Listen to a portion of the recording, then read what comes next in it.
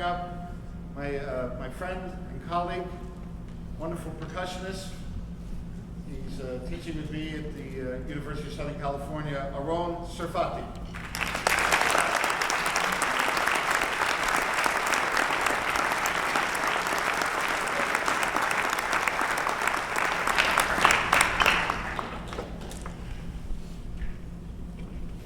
So Aron put together a wonderful band with a pianist named Omaro Ruiz, who also hails from Caracas, as one does, and a bass player from Cuba, Rigoberto Lopez. And just like with the other apps, we tried to do a variety of styles, tempos, pretty much it, for Afro-Cuban playing. Now, the first way I would probably use this would be just to listen to the tracks, as if I was checking out the tune. Let's go to Manny's set.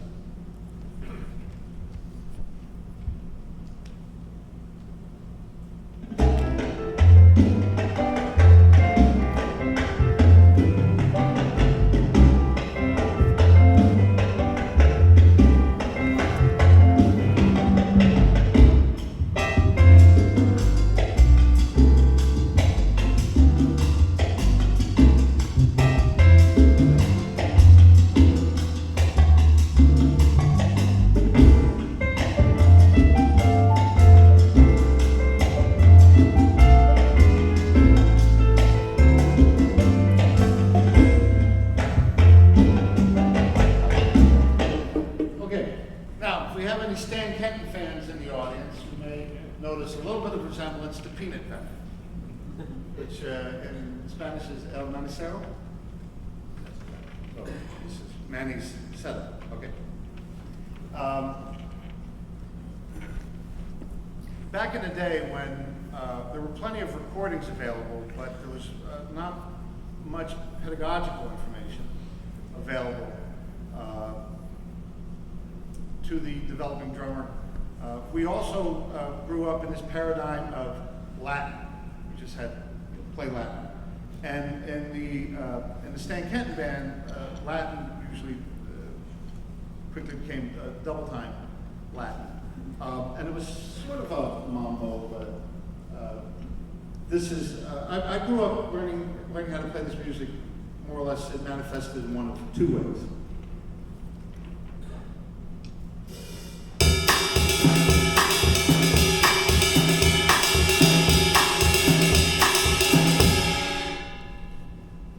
Kenton band then would,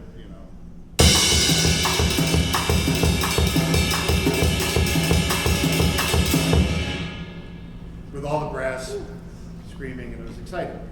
But I also listened a lot from an early age to Elvin Jones. And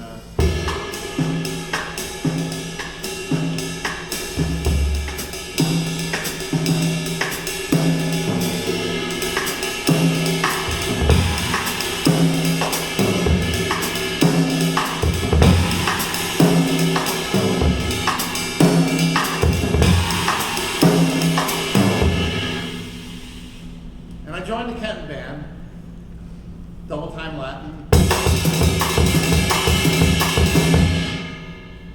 and I said, okay, but maybe that could be a little hipper.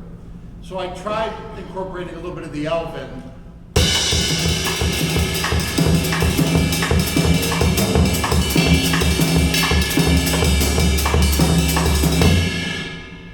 Sounds pretty cool, right? Well, the main reason I did it because it gave my right hand a little bit of a break in the pattern.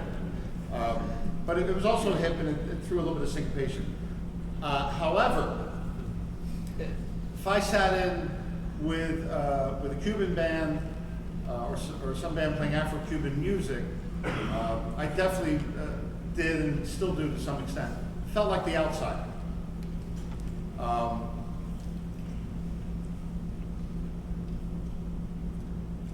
And not too many years ago, I was doing a film scoring session.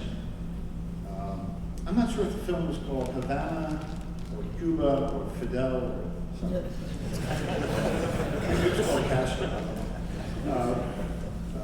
gentleman named John Altman was the music director for the session, and it had an amazing group of percussionists, including Alex Acuna, Luis Conte. Now, because Luis is from Cuba, he was the what would be the word?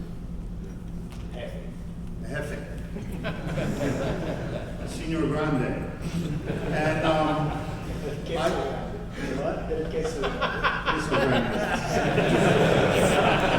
And I started playing one of my, you know, kind of the mambo pattern on the ride cymbal. So for 1.3 seconds, so far so good.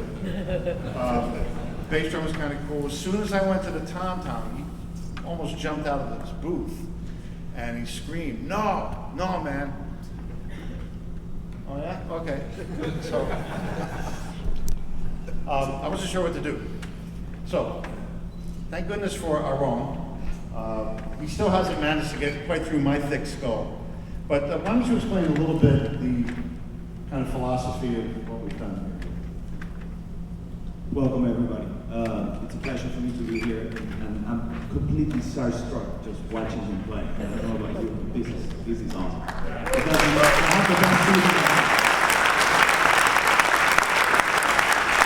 So, one of my pet peeves, and something I talk to my students all the time, is it doesn't matter what your passport says. Your last name is not Rodriguez, it does not matter. You can play this music. You can learn to play this music.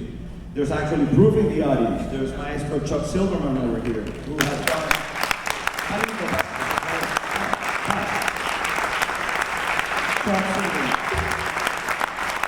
He's done more homework than most people I know. He knows more about this music than, you know, a bunch of Cubans I know, too.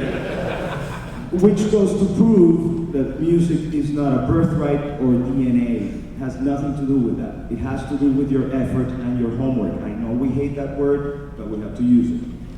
And that's, the feel of the music is the most important thing. So what I wanted to do, what we wanted to do with this app is demystify all this stuff. It's like, oh, yo soy gringo, no puedo tocar. Doesn't